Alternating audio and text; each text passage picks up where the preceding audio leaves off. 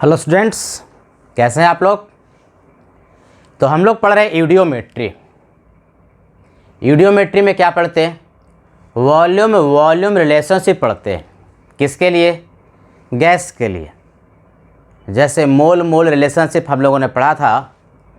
किसी भी सब्सटेंस का केमिकल रिएक्शन में, उसी तरह से कोई एक केमिकल रिएक्शन हो रहा है तो वॉल्यूम रिलेशनशिप गैस के लिए कैसे पढ़ते हैं, वही चीज़ हम लोग पढ़ते हैं यूडियोमेट्री में, है कि नहीं। और यूडियोमेट्री जहाँ पर पढ़ा जाता है, एनालिसिस किया जाता है वॉल्यूम रिलेशनशिप गैस का किसी भी केमिकल रिएक्शन के करस्पॉन्डिंग, जिस इंस्ट्रूमेंट में किया जाता है उसको यूडियोमीटर कहते हैं।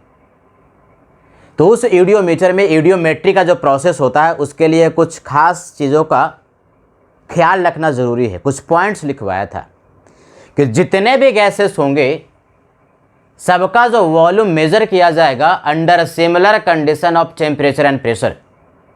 यानी जो भी गैस है, चाहे रिएक्टेंट है चाहे प्रोडक्ट है, सबका जो वॉल्यूम मेज़र किया जाएगा सबके लिए टेम्परेचर सेम होना चाहिए और सबके लिए प्रेशर सेम होना चाहिए। पहला पॉइंट। दूसरा पॉइंट, यूडियोमीटर में जब रिएक्शन हो गया तो हो सकता है कुछ रिएक्टेंट बच जाए और प्रोडक्ट बना, यानी फाइनल रिएक्शन मिक्सचर जो है रिएक्शन के बाद उसको कूल कर लिया जाता है, ठंडा कर लिया जाता है और रूम टेम्परेचर पर ले आते हैं, जिससे कि अगर वाटर प्रोड्यूस भी हुआ हो तो वाटर का फिजिकल स्टेट लिक्विड होता है। यानी क्वेश्चन में कुछ नहीं भी लिखा और H2O एक प्रोडक्ट बना तो यूडियोमीटर में बाय कन्वेंशन उसको लिक्विड लिखेंगे। और बाय कन्वेंशन क्यों?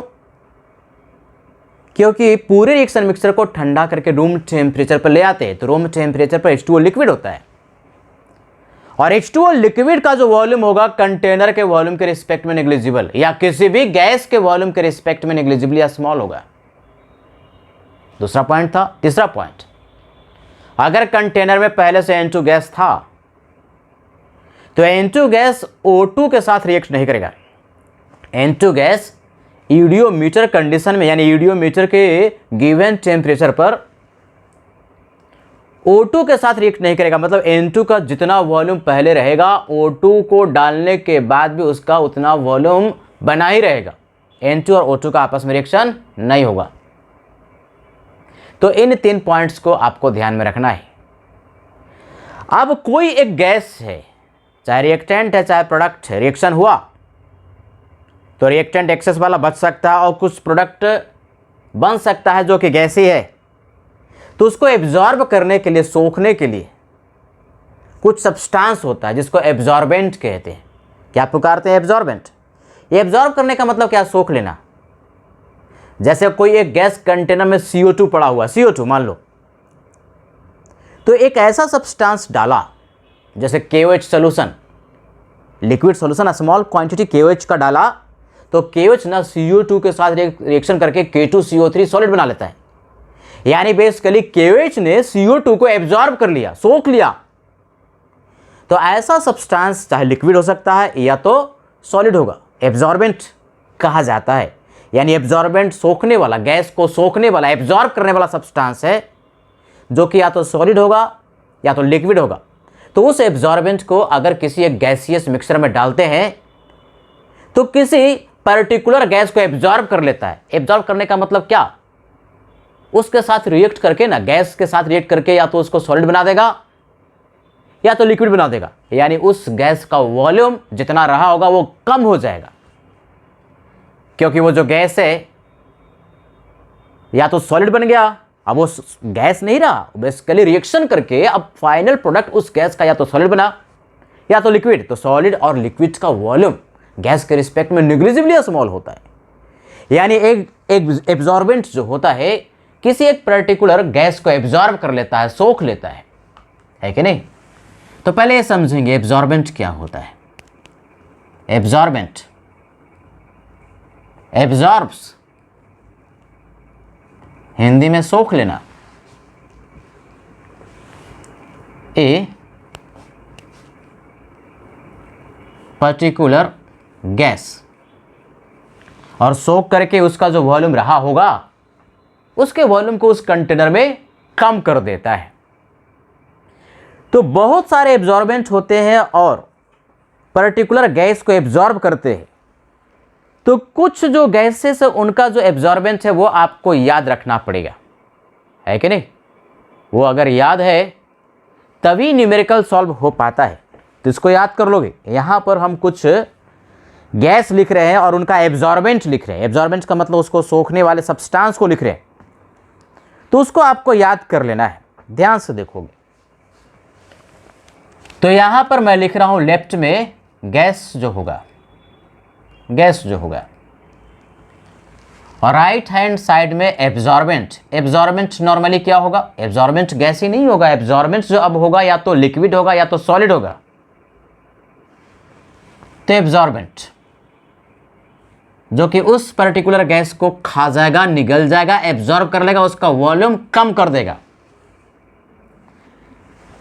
जैसे O2 गैस, तो O2 गैस को एब्जॉर्ब करने वाला सब्सटेंस होता है अल्कलाइन पायरोगैलल। ये पायरोगैलल जो है ना एक ऑर्गेनिक कंपाउंड है जो कि आप पढ़ेंगे। यहां पर पायरोगैलल होता क्या, उसका केमिकल फार्मूला क्या होता है, ये जानने की जरूरत नहीं है, ये ऑर्गेनिक केमिस्ट्री में पढ़ोगे।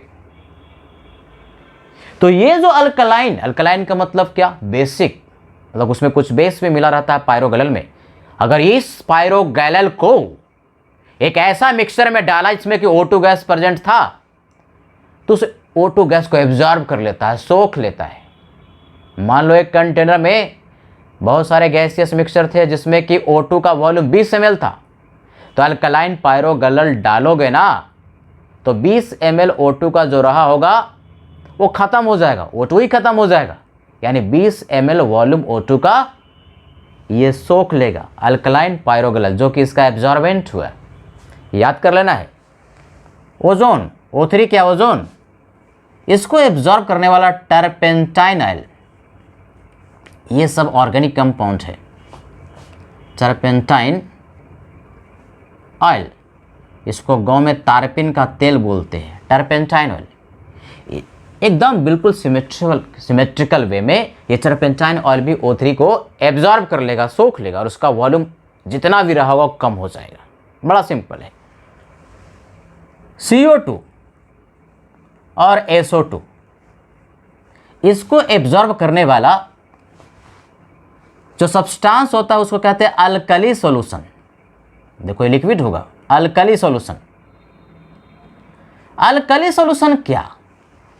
फर्स्ट ग्रुप एलिमेंट के हाइड्रोक्साइड का सॉल्यूशन। फर्स्ट ग्रुप एलिमेंट के हाइड्रोक्साइड के सॉल्यूशन को अल्कली सॉल्यूशन कहते हैं। ये इनऑर्गेनिक केमिस्ट्री में पढ़ते हो, अल्कली और alkaline. Alkali metals, alkaline metals. Alkali का मतलब क्या? फर्स्ट ग्रुप एलिमेंट वाला। तो फर्स्ट ग्रुप एलिमेंट के हाइड्रोक्साइड को अल्कली सॉल्यूशन कहते हैं, अल्कली। जैसे फॉर एग्जांपल NaOH लिख दिया, QH लिख दिया, CSOH, सीजियम हाइड्रोक्साइड एटसेट्रा। यानी फर्स्ट ग्रुप एलिमेंट का जो हाइड्रोक्साइड होगा इसके सॉल्यूशन को हम लोग अल्कली सॉल्यूशन कहते हैं। इसी तरह से एक होता है अल्कलाइन सॉल्यूशन। अल्कलाइन सॉल्यूशन ये क्या होता है? Alkaline solution second group element के हाइड्रोक्साइड के सॉल्यूशन को कहते हैं। जैसे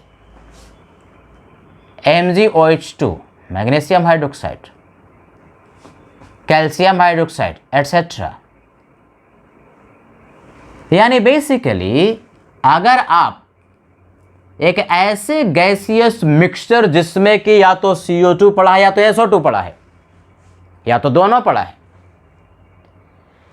आप अल्कली सॉल्यूशन डालते हैं या अल्कलाइन सॉल्यूशन डालते हो, यानी ये सब जो पदार्थ हमने लिखा फर्स्ट ग्रुप एलिमेंट का हाइड्रोक्साइड या सेकेंड ग्रुप एलिमेंट का हाइड्रोक्साइड, यदि उस गैसियस मिक्सचर में डालते हो जहां पर कि CO2 या SO2 या दोनों पड़ा है, उसको एब्जॉर्ब कर लेता है, सोख लेता है। तो जितना भी, अगर मान लो CO2 का 40 ml वॉल्यूम रहा होगा तो 40 ml कम हो जाएगा वॉल्यूम। SO2 का अगर 50 ml रहा होगा तो SO2 का भी 50 ml वॉल्यूम क्या होगा? कम हो जाएगा, खा जाता है, निगल जाता है ये। तो ये जो तीन हमने लिखा, this is very very important, बहुत बहुत इंपॉर्टेंट है। और भी हम लिखने वाले हैं, लेकिन मैक्सिमम टाइम्स 99.99% टाइम्स न्यूमेरिकल जो पूछता है उसमें जो गैसेस लिए जाते हैं यही 4 गैसेस लिए जाते हैं, और ख़ास करके 3 O2, O3 और CO2। मैक्सिमम चांस जितने भी न्यूमेरिकल तुम करोगे इस तरह वाला एब्जॉर्बेंट वाला, तो मैक्सिमम टाइम यही 3 गैस है। तो इन तीनों गैस का जो एब्जॉर्बेंट है वो बढ़िया से याद कर लेना है। और भी बहुत सारे गैसेस हैं जिनके लिए कि एब्जॉर्बेंट होता है, वो अगर भूल भी गया तो बहुत दिक्कत नहीं है, लेकिन ये अगर 3 भूल गए तो न्यूमेरिकल आपसे सॉल्व नहीं होगा।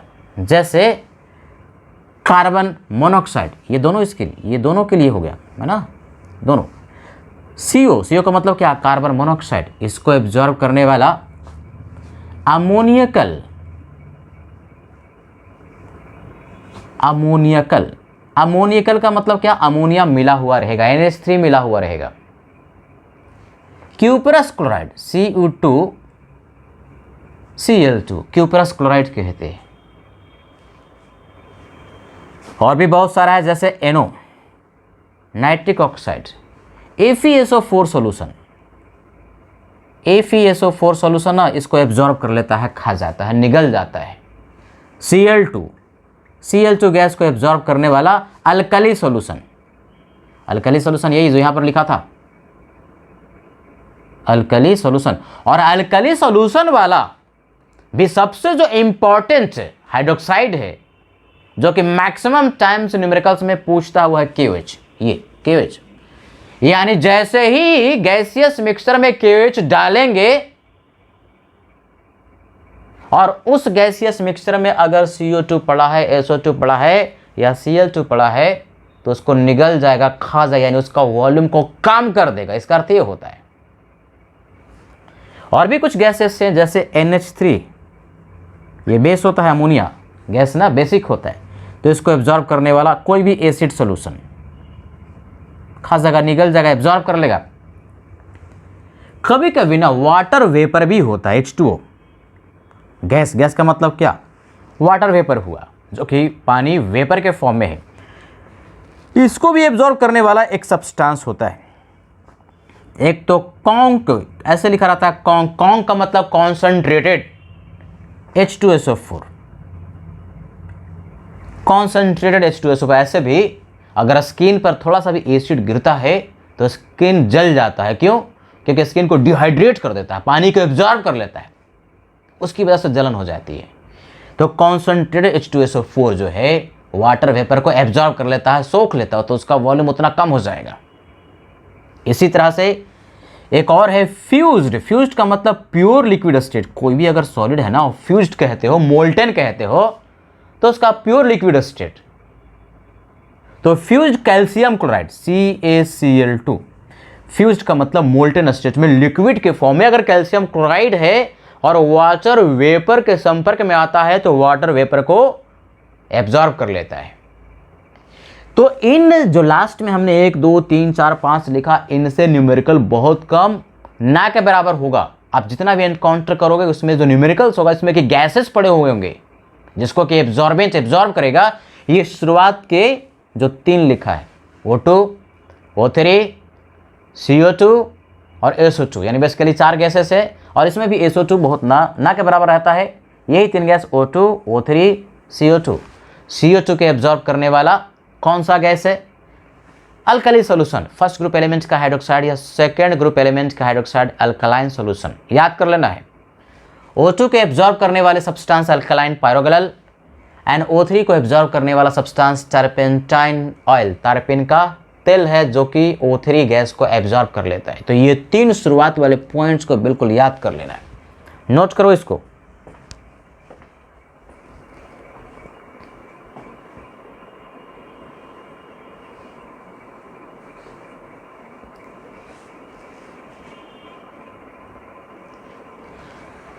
अब ये जो हम लोगों ने पढ़ा कि जो सब्सटेंस एब्जॉर्बिंग है, गैस को एब्जॉर्ब करता है, कुछ बेसिक एग्जाम्पल से और कुछ डिफिकल्ट एग्जाम्पल से भी समझेंगे तभी तो तुम्हारा कॉन्सेप्ट बिल्कुल क्रिस्टल क्लियर होगा, है कि नहीं। मोल कॉन्सेप्ट का आज ये लास्ट लेक्चर होने वाला है। इसके बाद जो डीपीपी आपका बचा हुआ है उसका डिस्कशन होगा। अभी बता दे रहे हैं डीपीपी नंबर 6 और डीपीपी नंबर 7, टाइमिंग हम बता देंगे। डीपीपी नंबर 6, डीपीपी नंबर 7, ये आप दोनों ही डीपीपी कर लेंगे जो कि कॉन्सेंट्रेशन टर्म्स पर है, और उसका डिस्कशन का टाइम हम व्हाट्सएप पर आपको बता देंगे। और टेस्ट में कुछ जो क्वेश्चंस डिफ़िकल्ट थे, मैंने बोला था कि मुझे व्हाट्सएप कर दोगे जो टेस्ट में क्वेश्चन तुमसे नहीं हुआ, तो उन क्वेश्चंस का भी डिस्कशन होगा। और फिर जो नया टॉपिक है, इन डिस्कशंस के बाद हम लोग शुरू करेंगे और वो होगा एटॉमिक स्ट्रक्चर। देखो भाई, तो समझते हैं अभी क्या सीखा। गैसेस को एब्जॉर्ब करने वाले कुछ सब्सटेंस होते हैं जिसको एब्जॉर्बेंट कहते हैं। सोखक, हिंदी में अगर कहो तो सोखक, सोखने वाला सब्सटेंस, यानी उस गैस को एब्जॉर्ब कर लेता है। सर एब्जॉर्ब कर लेता है उसका अर्थ क्या हुआ? उस गैस के साथ उसका रिएक्शन होकर के ना फाइनल प्रोडक्ट सॉलिड या लिक्विड बन जाता है।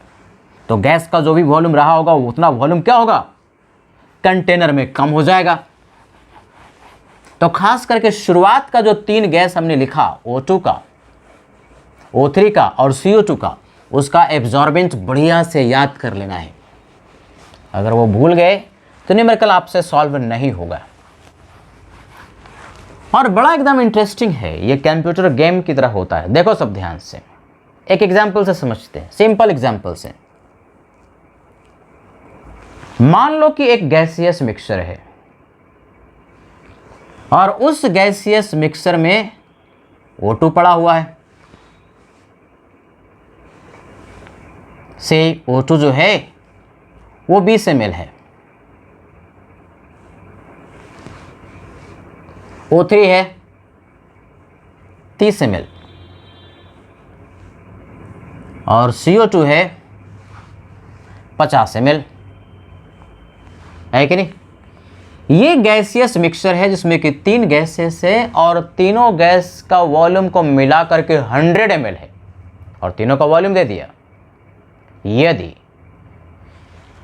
इसमें कोई एक सब्सटेंस डाला, अल्कलाइन पायरोगैलल, अल्कलाइन पायरोगैलल,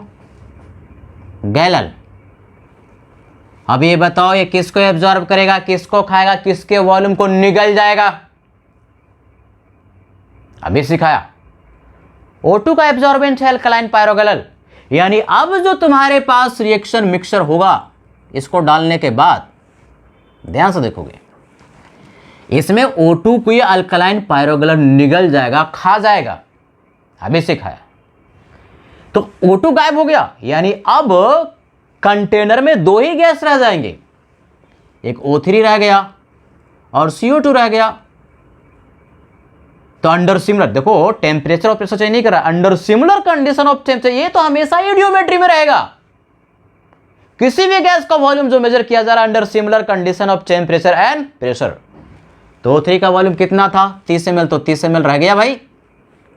और CO2 का वॉल्यूम 50 ml था तो 50 ml ही रह गया। यानी बेसिकली अल्कलाइन पायरोगैलल डालते के साथ O2 को वो निगल गया, खा गया, डकार गया। तो उसके बाद हमारे पास O2 उसमें रहा ही नहीं, उसके करस्पॉन्डिंग वॉल्यूम जो था वो कम हो गया। तो अब दोनों गैसेस के मिला करके O2 रहा नहीं, तो बाकी जो गैस रह गया वो क्या है? O3 और CO2, उनको वॉल्यूम को मिला करके 50 और 30 80 ml ही रह गया। ये खत्म हो गया। अल्कलाइन पायरोगैलल O2 गैस को एब्जॉर्ब कर लिया, सोख लिया। अब जरा देखो भाई, अब क्या किया गया कि गैसियस मिक्सचर में O3 है, बड़ा इंटरेस्टिंग होता है 30 ml, और CO2 बच गया 50 ml, यही वाला। इसमें मान लो कि KOH सॉल्यूशन डाल दिया, KOH सॉल्यूशन। अब बताओ KOH सॉल्यूशन किसको निगलता है, किसको एब्जॉर्ब करता है, किसको खाता है? अभी सिखाया अल्कली सॉल्यूशन है, फर्स्ट ग्रुप एलिमेंट का हाइड्रोक्साइड है, KOH ही मैक्सिमम टाइम डाला जाता है, CO2 को निगलता है। एब्जॉर्ब करता है, तो CO2 का KOH will absorb CO2, absorbent है CO2 का। तो अब तुम्हारे पास गैस के नाम पर एक ही गैस रह जाएगा, क्योंकि KOH will absorb CO2 gas. क्या रह जाएगा भाई? O3 रह जाएगा। कितना? 30 ml। है ना इंटरेस्टिंग? अल्कलाइन पायरोगैलल डाला, याद था कि अल्कलाइन पायरोगैलल जो है एब्जॉर्ब करता है O2 के, तो उसके वॉल्यूम को खा गया, निगल गया, हटा दिया। अब जो बच गया O3 और CO2, KOH डाला तो याद था कि KOH जो है वो खाता है, एब्जॉर्ब करता है, निगलता है किसको? CO2 गैस को। तो उसका वॉल्यूम खत्म हो जाएगा। 50 ml था, 50 ml खत्म हो गया, तो O3 बच गया 30 ml। यदि KOH न डाल करके टर्पेंटाइन ऑयल, तारपीन का तेल डालता तो किसको निगलता? O3 को निगलता, CO2 बच जाता। एकदम सिंपल है कि नहीं?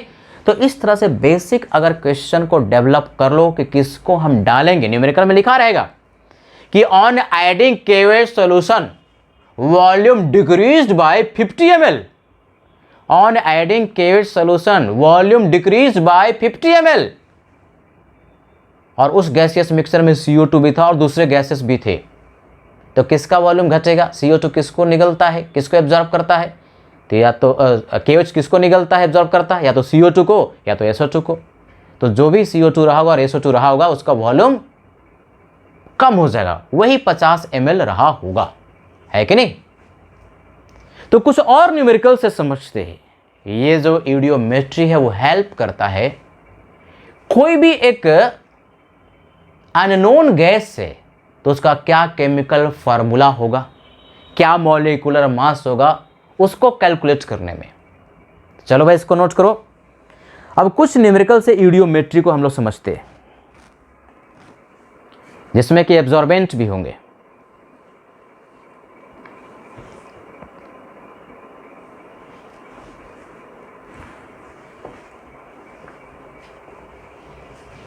यानी सब याद रखना है, अल्कलाइन पायरोगैलल एब्जॉर्ब्स,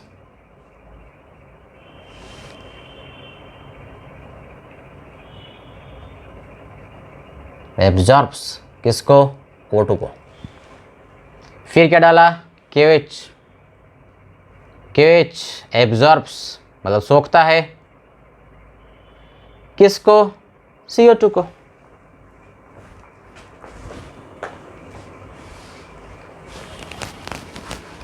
अब कुछ न्यूमेरिकल से हम लोग समझते हैं कि इसका एप्लीकेशन न्यूमेरिकल में किस तरह से होता है।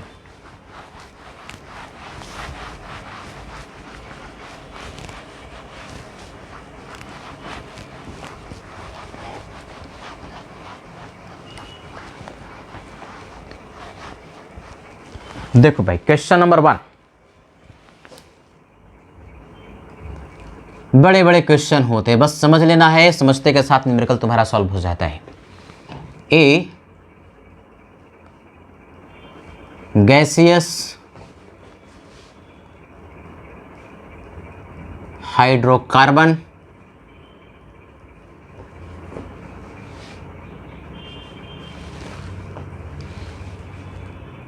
ml, इसका वॉल्यूम है, was completely burnt in 80 ml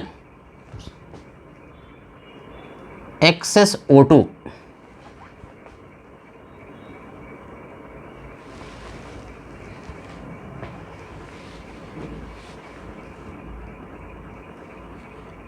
after reaction, volume of resultant gases was 70 ml,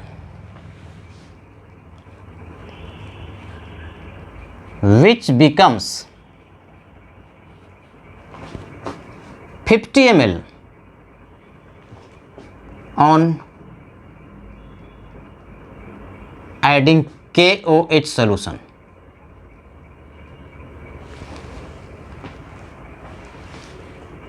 Write chemical formula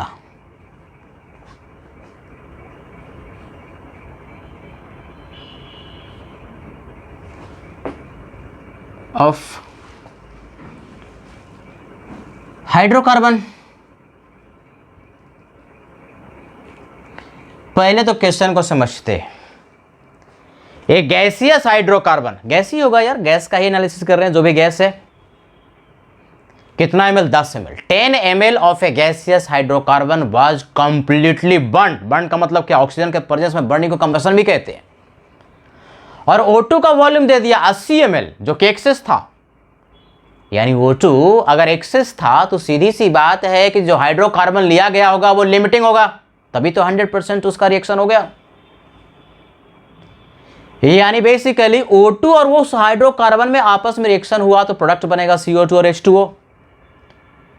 तो अब जब रिएक्शन हो गया तो उसके बाद कहता है कि after reaction volume of resultant gases, gases जो हमारे पास प्रोडक्ट बना, और रिएक्टिंग गैसेस, रिएक्टेंट में भी कुछ अगर गैस छूट गया होगा, जो एक्सेस में रहेगा छूटेगा, उनको जोड़ करके वॉल्यूम जो है 70 ml था, 70 ml, विच बिकम्स 50 ml, और वो 50 ml हो जाता है। 70 ml से 50 ml हो जाता है। कब? On adding KOH solution. यानी उस रिजल्टेंट गैसियस मिक्सचर में रिएक्शन के बाद KOH सोल्यूशन अगर डाले तो गैसियस मिक्सचर का वॉल्यूम 70 ml से 50 ml हो गया, यानी 20 ml कम हो गया। 20 ml कम हो गया। ध्यान से देखो, KOH डालने पर वॉल्यूम 70 ml से 50 ml हो गया, यानी 20 ml कम हो गया। KOH किसको निगलता है? तुरंत दिमाग में आना चाहिए। KOH किसको एब्जॉर्ब करता है? KOH absorb CO2 gas, CO2 product बनेगा। यानी बेसिकली CO2 का वॉल्यूम 20 ml रहा होगा। यही पहचानना है बच्चे, CO2 का वॉल्यूम 20 ml रहा होगा। ये अगर पहचान लिया तो न्यूमेरिकल हो जाता है। तो ऐसे क्वेश्चन को हम कैसे करें, किस तरह से केमिकल फार्मूला उसको हम ऑप्शन करें, यही यहां पर हम लोग सीखते हैं। एक एक पॉइंट को ध्यान से देखोगे, बहुत सारा चीज यहां पर सीखना है। तो पहले हमें रिएक्शन लिखना पड़ेगा। रिएक्शन क्या? नहीं पता कि हाइड्रोकार्बन क्या है, मान लिया CXHY गैस। ये अगर X और Y पता चल जाए तो न्यूमेरिकल तुम्हारा सॉल्व हो गया, केमिकल फार्मूला मिल जाएगा। किसके साथ रिएक्शन हो रहा है? O2 गैस के साथ रिएक्शन हो रहा है। क्या देगा? CO2 गैस देगा। और क्या देगा? H2O देगा। अब बताओ, H2O को लिक्विड लिखें कि गैस लिखें, तो क्या सिखाया था? कभी भी ऐसा न्यूमेरिकल दे और ईडियोमेट्री का प्रोसेस हो रहा है जहां की ईडियोमीटर में होता है, तो उसको ठंडा करके H2O को लिक्विड में कन्वर्ट हो जाता है। रूम टेम्परेचर पे लाते हैं तो H2O को लिक्विड के फॉर्म में लिखना है कि नहीं? H2O को लिक्विड के फॉर्म में लिखना है, तो H2O लिक्विड, ये ध्यान रखना है। यानी फाइनल जो गैसियस मिक्सचर होगा इसमें H2O को काउंट नहीं करें कि H2O लिक्विड होगा। ये अगर गड़बड़ कर दिया तो ऐसा गलत हो जाएगा। अब रिएक्शन का बैलेंस होना भी जरूरी है। बैलेंस करने के लिए कार्बन का X एटम है तो XCO2, कार्बन का X एटम होना चाहिए, X से मल्टीप्लाई कर दिया। हाइड्रोजन का Y एटम है, यहां पर 2 एटम है, Y से मल्टीप्लाई करेंगे तो 2Y हो जाएगा, और 2 से डिवाइड कर दिया तो 2 और 2 कैंसिल होकर के Y हो जाएगा। Isn't it? बैलेंस करने में बढ़िया से आना चाहिए। तो हाइड्रोजन और कार्बन को बैलेंस करने सबको आता है। जो बैलेंसिंग में गड़बड़ होता है, जिसको कि हम एक बार नहीं 2 बार बताएंगे, क्योंकि क्लास में बच्चा 1-2 बार पूछता है कि सर ये कैसे है। ऑक्सीजन को बैलेंस करना, तो ऑक्सीजन को बैलेंस करने के लिए ऑक्सीजन का एटम को काउंट करते हैं। ऑक्सीजन का एटम को यदि हम काउंट करें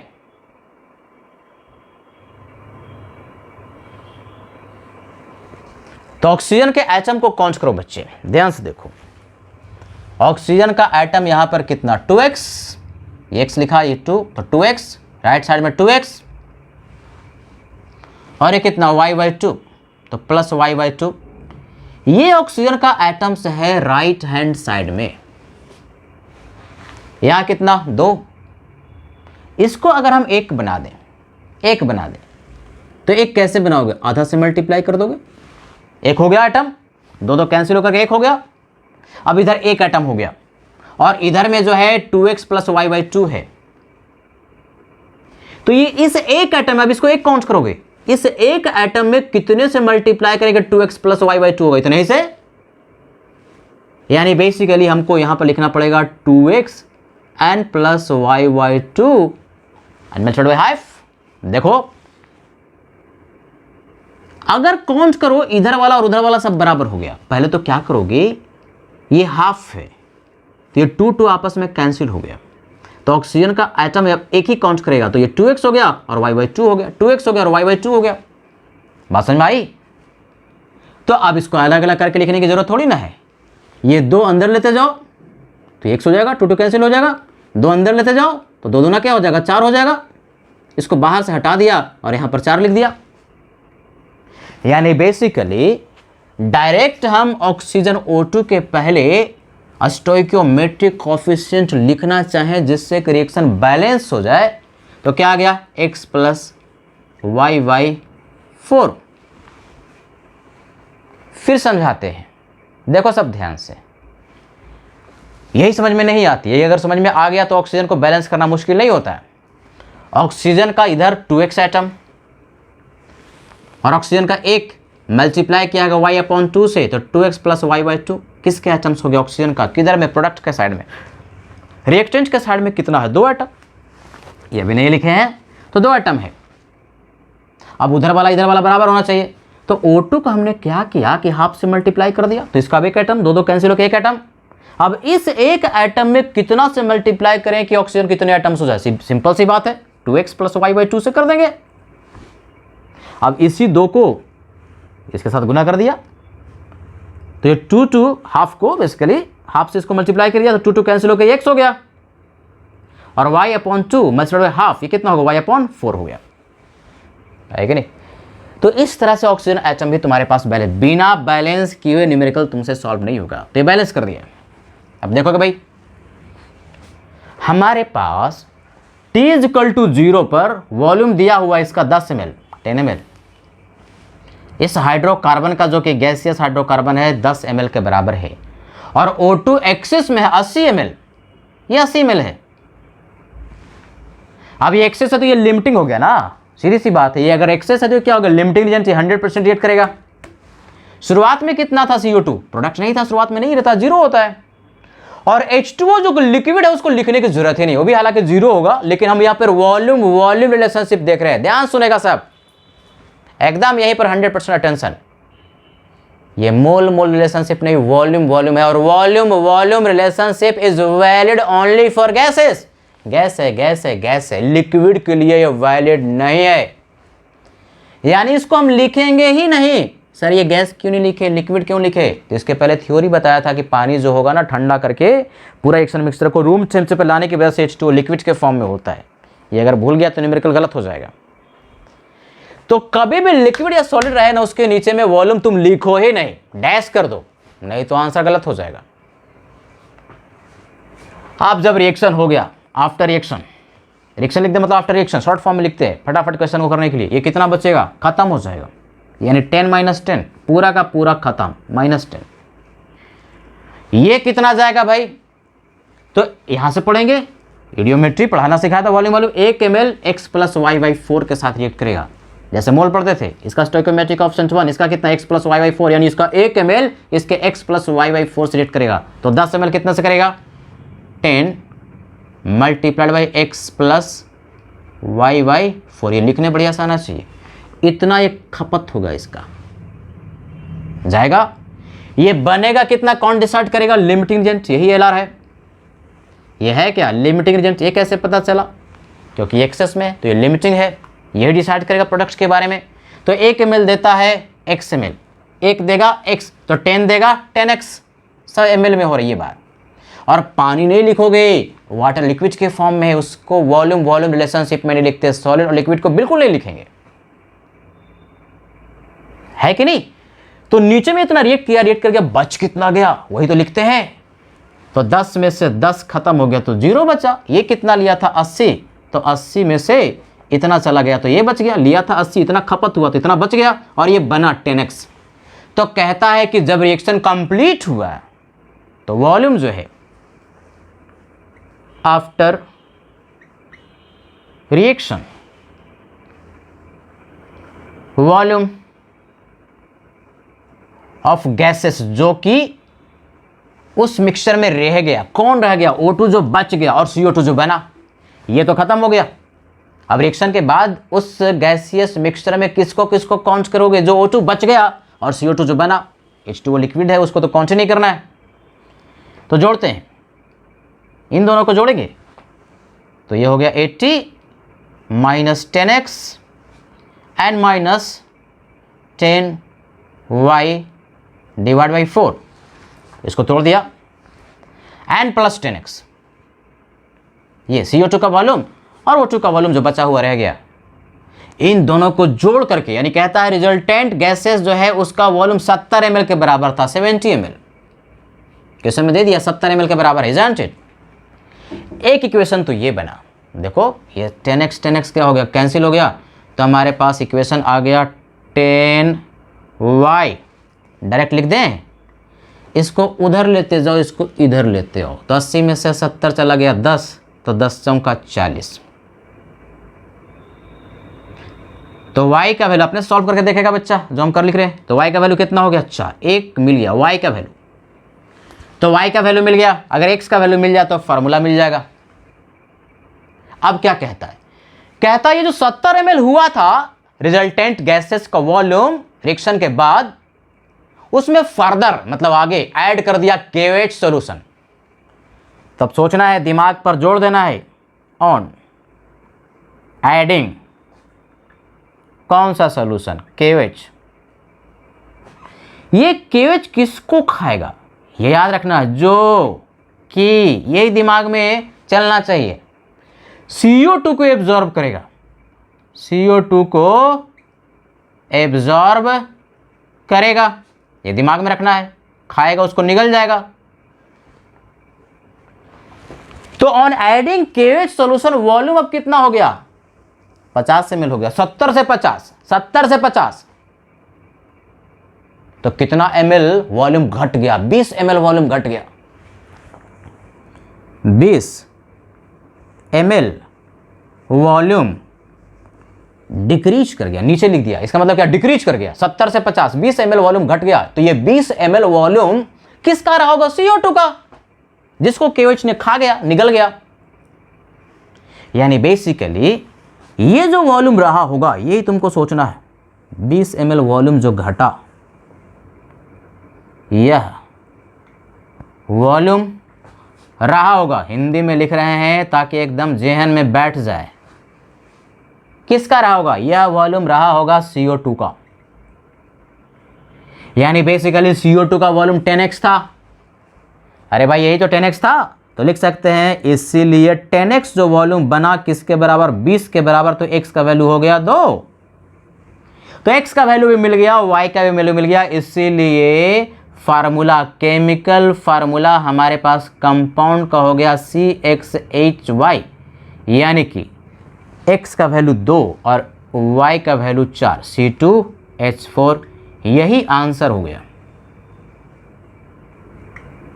तो ऐसे एनालाइज करके क्वेश्चन को सॉल्व करते हैं। जो भी हम लोगों ने थ्योरी पढ़ा है सब का सब अप्लाई हो गया।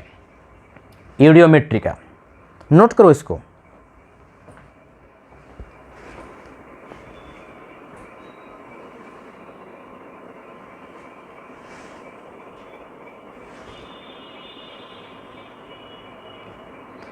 मैं फिर से एक बार इसको समझाता हूं, बढ़िया से देखोगे। ऐसे न्यूमेरिकल सॉल्व करने में बहुत ही मजा आता है।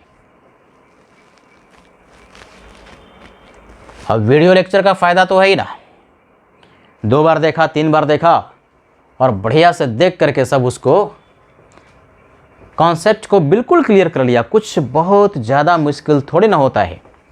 देखो सब, जिसको भी थोड़ा सा नहीं समझ में आया यहाँ से देखेगा।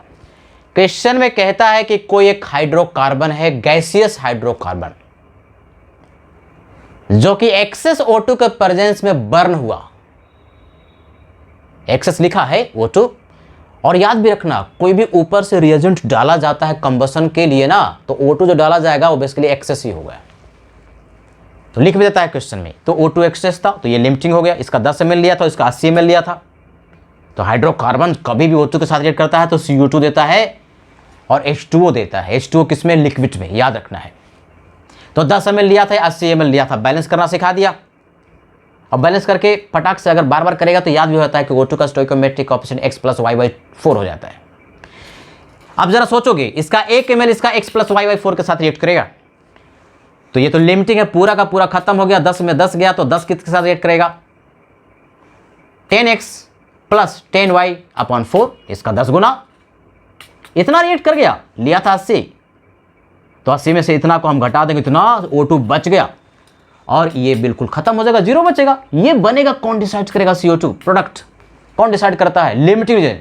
तो ये LR है, 1 ml देता है x ml तो 10 ml देगा 10x ml CO2 का। और H2O लिक्विड के फॉर्म में, तो इसको लिखने की जरूरत ही नहीं है, तो डैश कर दो या कुछ मत लिखो। उसको अगर लिख दिया तो आंसर कभी भी मैच नहीं करेगा। अब कहता है जब रिएक्शन हो गया तो गैसेस रिएक्शन मिक्सचर में रह गए, कौन गैस रहेगा? जो प्रोडक्ट बनेगा वो, और जो रिएक्टेंट बच जाएगा वो। तो दोनों को जोड़ करके O2 बच गया, CO2 बना, दोनों को जोड़ करके वॉल्यूम 70 ml हो गया, लिखा है 70 ml हो गया। और विच बिकम्स, यानी वो 70 ml 50 ml हो गया। कब? जबकि उसमें KOH डाला तो 70 से 50 यानी 20 ml कम हो गया। KOH किसको निगलता है, किसको एब्जॉर्ब करता है? CO2 को। तो 20 ml किसका रहा होगा? CO2 का। तो 20 ml CO2 का वॉल्यूम प्रोड्यूस हुआ 10x, जो कि 20 ml के बराबर कर दिया। तो 10x का जो 20x का वैल्यू 2 मिल गया हमारे पास, x और y का वैल्यू मिल गया, तो फार्मूला आ गया C2H4। यही केमिकल फार्मूला उस कंपाउंड का हो गया, इजंट इट? तो ऐसे हम लोग न्यूमेरिकल को सॉल्व कर लेते हैं। एक और न्यूमेरिकल लेते हैं। अब बैलेंस करने आ गया।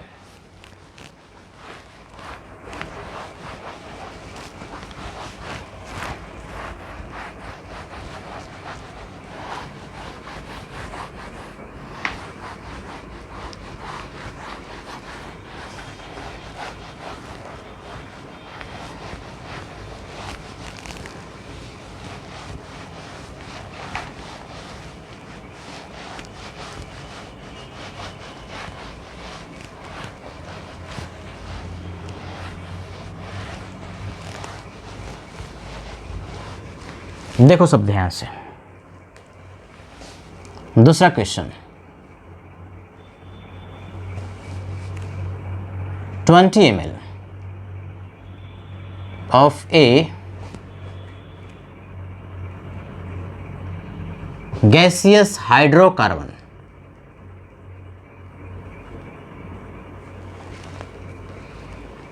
was burnt, burning कहो कंबसन कहो सब बात सेम है, was burnt in presence of excess O2। देखो O2 कितना लिया ये नहीं कह दिया, बस कह दिया excess O2 है। वॉल्यूम कॉन्ट्रैक्शन, वॉल्यूम कॉन्ट्रैक्शन सिखाया था क्या होता है, आज भी बताएंगे। Volume contraction of 60 ml 60 ml was found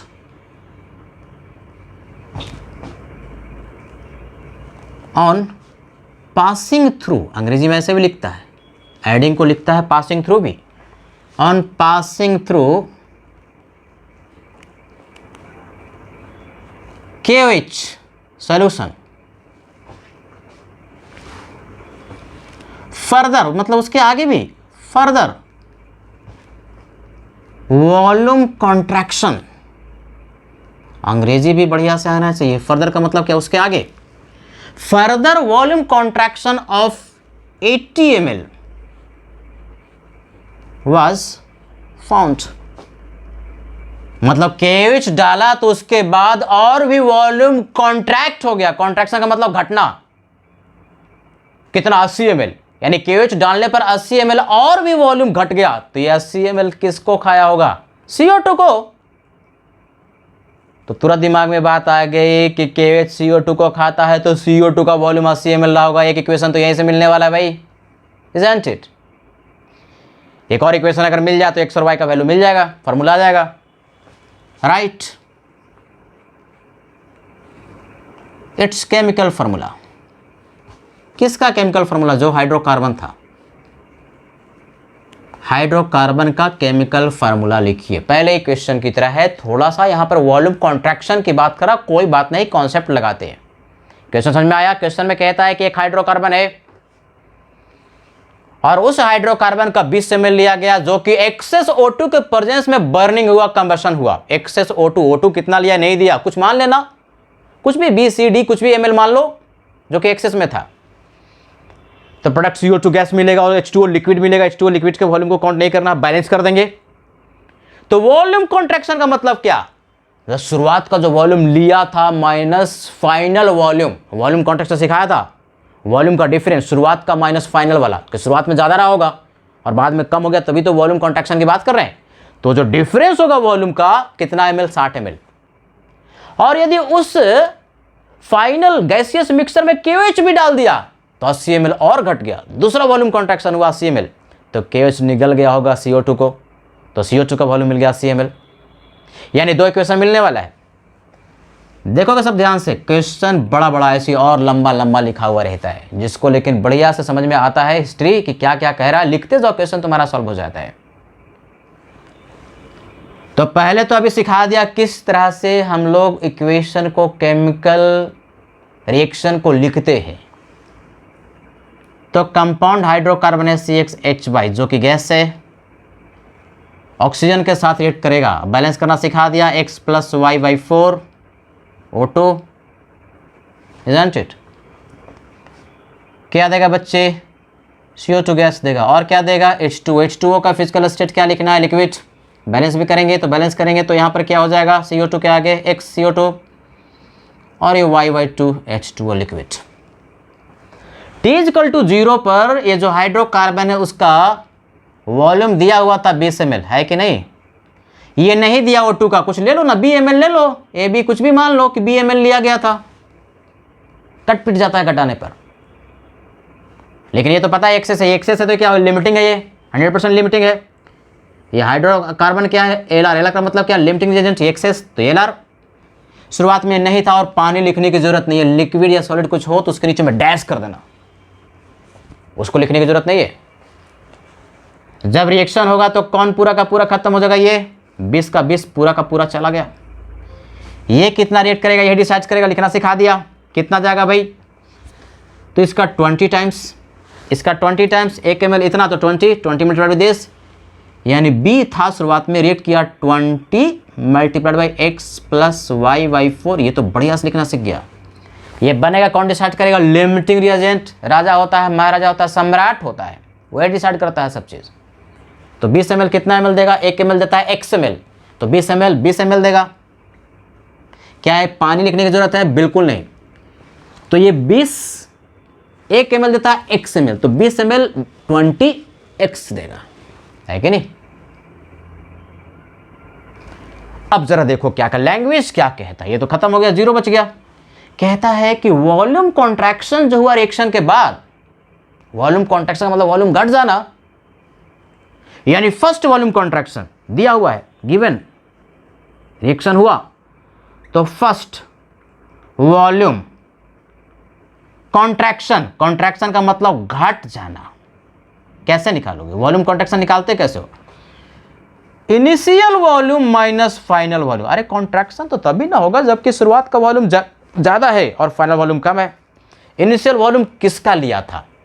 ये हाइड्रोकार्बन था और O2 था, और तो कुछ था ही नहीं। तो 20 + B, इसमें से हमको घटा देना है, माइनस कर देना है। किसको? Final volume. ये कितना बचा? 0। ये कितना? तोड़ के लिखते हैं, B, है कि नहीं? अब ये देखो तोड़ के लिखोगे तो ये माइनस माइनस प्लस हो जाएगा,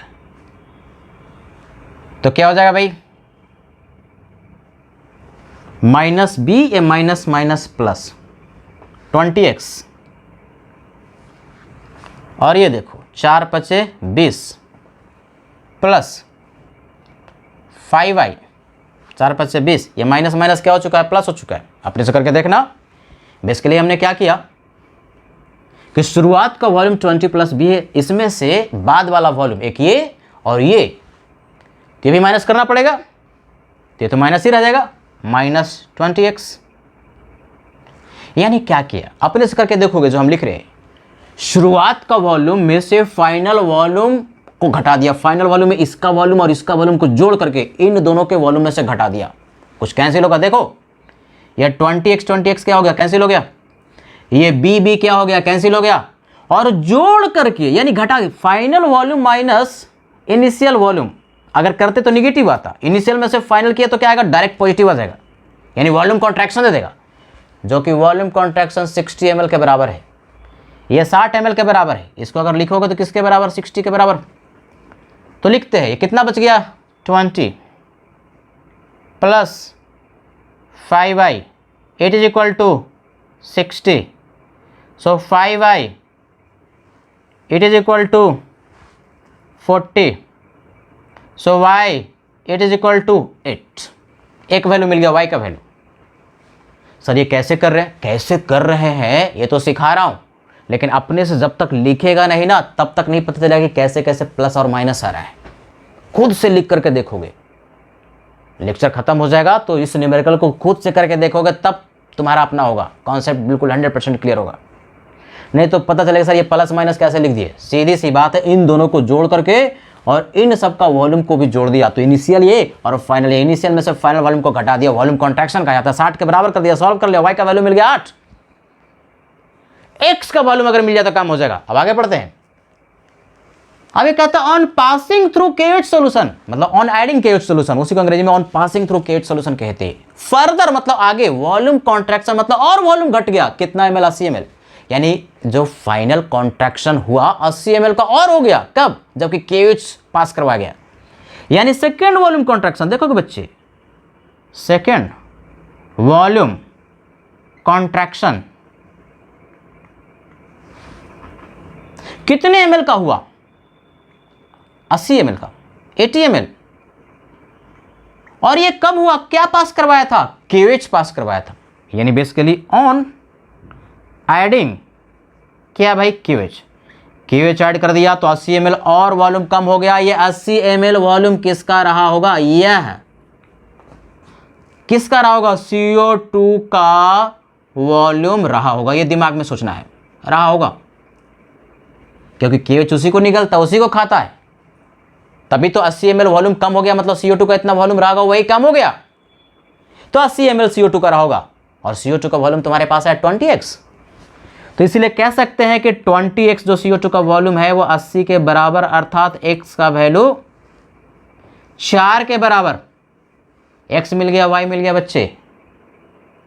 तो हमारे पास केमिकल फार्मूला पूछ रहा है, एम्पिरिकल नहीं पूछ रहा। केमिकल फार्मूला जो ओरिजिनल फार्मूला होता है, इसमें एक्चुअल नंबर ऑफ एटम्स मौजूद रहते हैं, एलिमेंट्स को उसको कहते हैं। तो केमिकल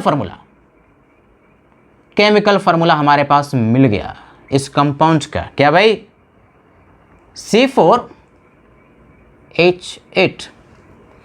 अगर एम्पिरिकल फार्मूला कहता तो 2 कॉमन लेते तो CH2 हो जाता, लेकिन यहाँ केमिकल फार्मूला यानी एग्जैक्ट जो फार्मूला होता है उसको हमें लिखना है। मिल गया भाई, न्यूमेरिकल तुम्हारा सॉल्व हो गया। नोट करो, एक बार फिर से समझाता हूँ ऐसे न्यूमेरिकल को किस तरह से किया जाता है। पीछे वाला कॉन्सेप्ट थ्योरी 100% क्लियर होगा तभी न्यूमेरिकल पूरा सॉल्व होता है। अगर कॉन्सेप्ट आपने ढंग से नहीं पढ़ा, ढंग से बार बार रिवाइज नहीं किया बच्चे, तो न्यूमेरिकल नहीं होगा आपसे। तो बार बार थ्योरी को, कॉन्सेप्ट को रिवाइज करते रहना, उससे एकदम न्यूमेरिकल फटाफट सॉल्व होते जाता है। देखो, हम लोग पढ़ रहे हैं कि यूडियोमेट्री में जो एब्जॉर्बेंट वगैरह रहता है उसका क्वेश्चन न्यूमेरिकल किस तरह से पूछते हैं। ये सब जो प्रोसेस चल रहा है ना, कहाँ पर होता है। देखो, केमिकल फार्मूला निकाल लिए, तो यूडियोमेट्री हेल्प करता है किसी भी कंपाउंड का केमिकल फार्मूला ज्ञात करने में, उसका मोलर मास कितना है ये सब ज्ञात करने में। तो क्वेश्चन ऐसे ही रहेगा, जैसे कोई एक हाइड्रोकार्बन है, गैस ही रहेगा, गैस के लिए रिलेशनशिप है। तो गैसियस हाइड्रोकार्बन है जो कि एक्सेस O2 के साथ रिएक्ट किया, मतलब O2 कितना है, अगर एक्सेस है और नहीं दिया कितना, तो कुछ भी मान लो, बी मान लो, एक वेरिएबल मान लो, बी सी डी कुछ भी, तो आपस में रिएक्शन किया, CO2 और H2O देगा, H2O को लिक्विड रखना है, तो वॉल्यूम घट गया, वॉल्यूम कॉन्ट्रैक्शन का मतलब वॉल्यूम घट गया। कितना वॉल्यूम घट गया? 60 ml। रिएक्शन होते के साथ 60 ml वॉल्यूम घट गया। तो शुरुआत में 20 ml था, या बी मान लिया, ये 0 था, CO2 नहीं था और पानी लिखने की जरूरत नहीं है। तो ये क्योंकि एक्सेस है O2 तो ये LR है, ये 100% रिएक्ट कर गया। तो ये कितना अगर पढ़ के और क्या, इसका 1 ml x + y/4 के साथ, तो 20 ml 20 × x + y/4 बचेगा कितना? बी में से घटा दिया। ये कितना बनेगा? LR डिसाइड करेगा। 1 ml x ml तो 20 ml 20x। तो वॉल्यूम कॉन्ट्रैक्शन का मतलब इनिशियल वॉल्यूम गैसियस मिक्सचर का minus final volume gaseous mixture का। इनिशियल कितना? 20 + b, ये तो था ही नहीं। तो 20 + b में से इन दोनों को जोड़ करके घटा दिया तो वॉल्यूम कॉन्ट्रैक्शन कहता है 60 ml हुआ। तो यहां से तुम्हारे पास y का वैल्यू सॉल्व कर लिया, 8 है। कहता है कि अब जब रिएक्शन हो गया, 60 ml का वॉल्यूम घट गया था, तो और उसमें KOH का सोल्यूशन डाला। KOH के सोल्यूशन को डालते के साथ ही और 80 ml वॉल्यूम घट गया। KOH किसको निगलता है? KOH इसमें ऐसे भी कह सकता था बच्चे कि अल्कलाइन पायरोगैलल डाला और इतना वॉल्यूम कम हो गया, तो वॉल्यूम किसका रहा होगा? O2 का रहा होगा। तो वहां से O2 का मिलेगा। तो कौन सा एब्जॉर्बेंट डाल रहा है उसके अनुसार देखो किसको वो सोखता है, किसको एब्जॉर्ब करता है, किसको निगलता है, किसको खाता है, उसका वॉल्यूम कम हो जाएगा। तो KOH खाता है CO2 को, तो CO2 का 80 ml वॉल्यूम रहा होगा। तो 20x CO2 का वॉल्यूम जो प्रोड्यूस हुआ वो 80 के बराबर कर दिया, x का वैल्यू मिल गया 4। हमारे पास केमिकल फार्मूला C4H8 आ जाएगा। यानी ऐसा क्वेश्चन करने में बड़ा इंटरेस्टिंग, बड़ा आसान होता है तब जबकि आपको सारे कॉन्सेप्ट क्लियर है और ये भी क्लियर है कि कौन सा गैस किसको निगल जाता है, किसको खा जाता है, किसको हजम कर जाता है। तो इस तरह से मोल कॉन्सेप्ट पूरी तरह से समाप्त हो गया। अब जरा देखो एनसीईआरटी में कुछ और जो है टॉपिक्स दिए हुए हैं, जैसे लॉ ऑफ केमिकल कॉम्बिनेशन। तो लॉ ऑफ केमिकल कॉम्बिनेशन कहीं ना कहीं मैंने पूरे मोल कॉन्सेप्ट में पढ़ाया है, बस अलग अलग जगहों पर अलग अलग तरीके से पढ़ा है। उसको यहां पर फटाक से मैं समराइज कर देता हूं।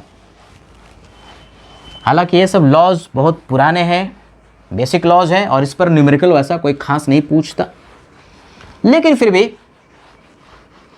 मैं जल्दी से उनको समराइज कर देता हूं। क्या सर ये पढ़े हैं? बिल्कुल पढ़े हैं, तुमको याद आ जाएगा। कहीं ना कहीं इन लॉज को हम लोगों ने पढ़ा है, लॉज ऑफ केमिकल कॉम्बिनेशन। यानी यूडियोमेट्री खत्म हुआ, मोल कॉन्सेप्ट तुम्हारा पूरी तरह से समाप्त हुआ, काफी डिटेल में पढ़ा।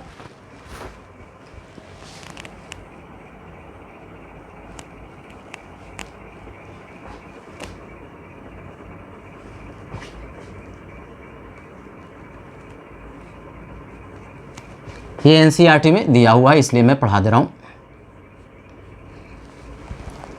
तो सर क्या पहले नहीं पढ़ाए थे? पढ़ाए थे, देखो याद आ जाएगा सर। कहाँ पढ़ाए थे वो भी याद आ जाएगा।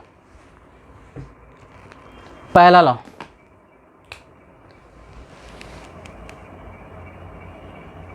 Principal of conservation of mass. पता नहीं कितनी बार मैंने बोला होगा, principle of conservation of mass है ना। किसी भी केमिकल रिएक्शन में टोटल मास कंजर्व रहता है, कांस्टेंट रहता है। इसके अनुसार in a chemical reaction total mass remains conserved. Conserve का मतलब क्या? कांस्टेंट। इसी को बोलते हैं principle of conservation of mass, है कि नहीं। जैसे कोई भी एक रिएक्शन ले लो, कोई भी एक रिएक्शन ले लो, फॉर एग्जाम्पल फटाक समझते हैं। जैसे H2 लिया, अब तुम बहुत होशियार हो चुके हो। O2 लिया, क्या बनाएगा? H2O लिक्विड बनाएगा, है कि नहीं। इसको बैलेंस करोगे तो हाफ हो जाएगा। तो मान लो कि इसका हमने 2 मोल लिया, तो इसके आधा मोल की रिक्वायरमेंट होगी, तुम्हें आता ही है पढ़ने। इसका 2 मोल इसके आधा मोल के साथ रिएक्ट करेगा, तो इसका कितना मोल बनेगा? 1 मोल 1 मोल देता है, 1 मोल 1 मोल देता है, तो 2 मोल कितना मोल देगा? 2 मोल। तो इन दोनों का मास कैलकुलेट करो। 2 मोल मास कितना हो गया? मोल गुने मोलर मास 2 यानी 4 ग्राम। इसका मास कैलकुलेट कर लो। ये सब तुमको आता है बच्चे। हाफ मल्टीप्लाइड बाई O2 का मोलर मास 32, कितना ग्राम? 16 ग्राम।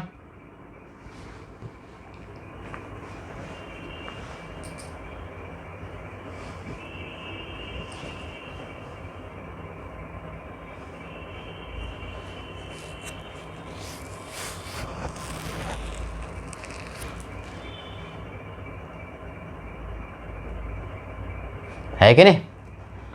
अब इसका 2 मोल, सॉरी H2O है, H2O O2 आधा मोल, ये 2 मोल कैसे हो गया, 1 मोल ना, इसका 1 मोल, तो इसका 1 मोल इसके आधे मोल के साथ रिएक्ट करेगा, तो 1 मल्टीप्लाइड बाई 2, ये गलती से मैंने 2 लिख दिया था, अगर 2 लिखोगे तो इसका 1 मोल हो जाएगा। तो कितना ग्राम हुआ, 2 ही ग्राम तो हुआ।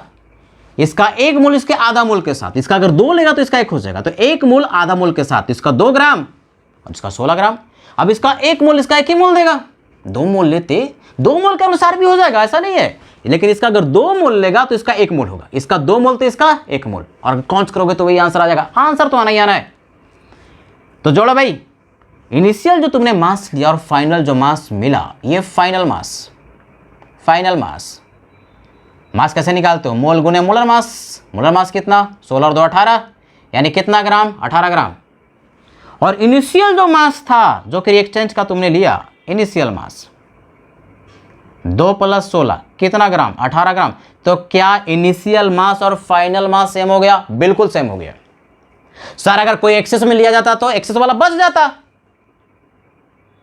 तो उसको भी जोड़ते। यानी कभी भी किसी भी केमिकल रिएक्शन में टोटल मास जितना शुरुआत में लिए थे, फाइनल मास भी उतना ही होगा, ना तो कम ना तो ज्यादा।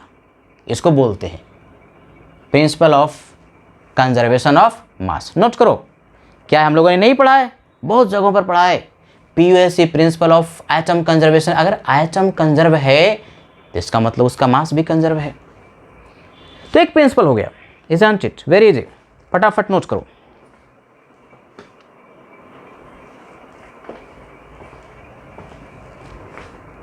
सर ये आप 2 मोल लिए थे, तो 2 मोल लेते तो 1 मोल के साथ आधा मोल, 2 मोल के साथ 1 मोल होता, तो इसका 2 मोल बनता। तो 18 दूना 36 ग्राम इधर आ रहा था, तो जोड़ते तो ये भी तुम्हारे पास 36 ग्राम हो जाता, ये 32 ग्राम है कि नहीं, 1 मोल के करस्पॉन्डिंग। और ये 4 ग्राम हो जाता, तो 32 और 4 36। तो एक प्रिंसिपल हो गया। दूसरा,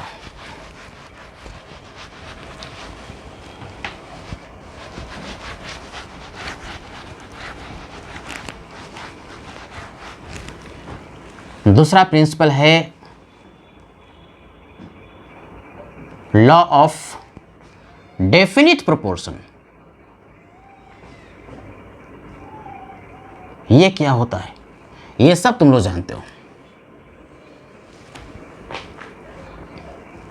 mass ratio of elements in A compound is fixed. Fixed का मतलब क्या, कांस्टेंट।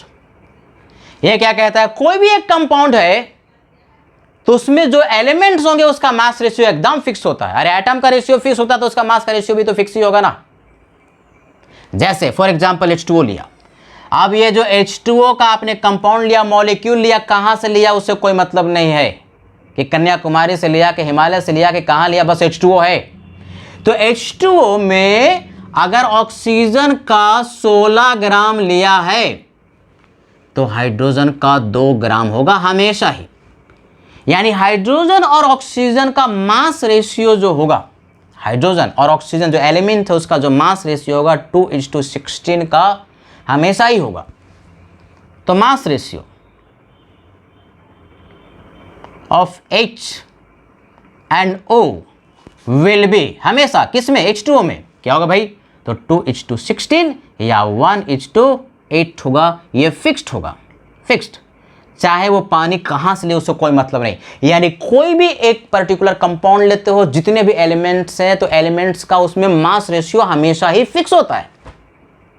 एटम का रेशियो भी फिक्स होगा हमेशा 2:1, एटम का रेशियो 2:1 और मास का रेशियो, मास निकाल लिया, इसका 2 मोल तो इसका 1 मोल, 1 मोल का 16 ग्राम, इसका 2 मोल का 2 ग्राम, यानी 2:16। 2:16 का मतलब क्या, 1:8, यानी 1 ग्राम H2O के अगर आपने कहीं से भी उठाया और उसमें हाइड्रोजन का 1 ग्राम है तो ऑक्सीजन का 8 ग्राम होगा, हाइड्रोजन का 2 ग्राम है तो ऑक्सीजन का 16 ग्राम, यानी ये मास रेशियो हमेशा ही H2O फिक्स होगा। ये तुमको पता है, कुछ नई चीज नहीं है। Screenshot low, law of definite proportion हुआ।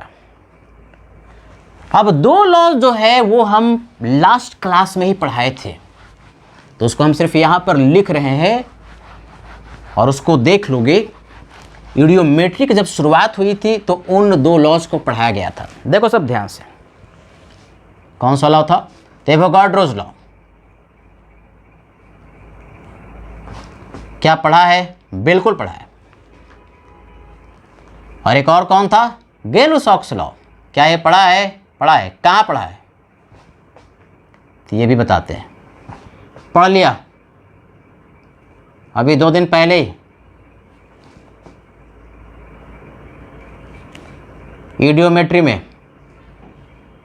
ईडियोमेट्री की जो शुरुआत हम लोगों ने किया तो इन्हीं दो लॉ को पढ़ा। वॉल्यूम रिलेशनशिप एस्टैब्लिश करने के लिए इन दो लॉ को पढ़ लिया। तो पढ़ लिया भाई, 4 लॉ हो गया। 5वां लॉ ये नहीं पढ़ा है, लॉ ऑफ मल्टीपल प्रोपोर्शन। ये सब पूछता नहीं है, बस जानना है। लॉ ऑफ मल्टीपल प्रोपोर्शन ये क्या कहता है? पहले स्टेटमेंट को देखोगे। If 2 elements combine to form more than one compounds, then mass of one element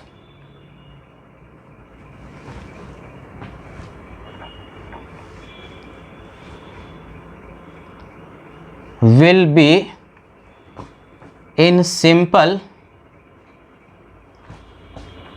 whole ratio with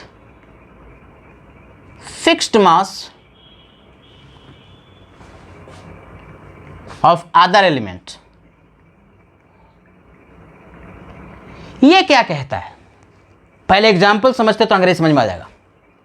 जैसे देखो, कार्बन है एक एलिमेंट, दूसरा ऑक्सीजन।